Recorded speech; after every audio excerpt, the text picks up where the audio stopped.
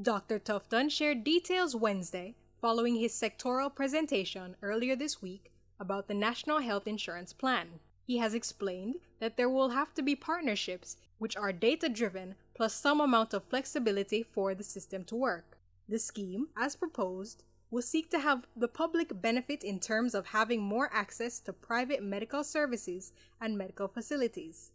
The aim is to eventually have all Jamaicans enrolled in the scheme. Speaking on RJR's radio program Beyond the Headlines, Dr. Tufton shared how the partnership would function. What we would be doing is to engage private sector providers, but we would go from a position of strength in a few ways. One, we would subject it to tendering. So we'd ask providers to give us their best rates, and there is a level of efficiency in doing it that way. Secondly, we would negotiate on the basis that we would offer more predictable volumes. Given that we have the data, we know what is required, what is demanded.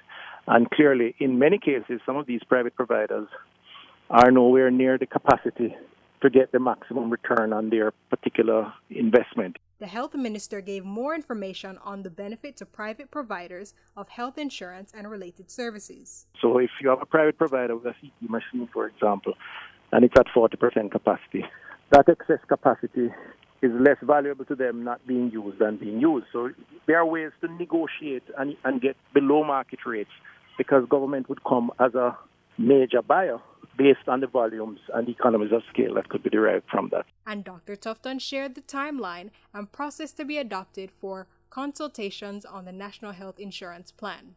Tomorrow, for example, we have a Capri forum to start the conversation around the discussions. And we're hoping that, over the next 6, 7, 8 months, we would have had sufficient discussions with a wide cross-section of the society to influence components of the plan. And the government will then have to look how we deal with it, whether it's a phased-in approach, how it is dealt with in the context of other social safety net programs. And I am hoping that sometime next year we'll be in a position to announce even a phased implementation, so adding on to what currently exists under the National Health Fund.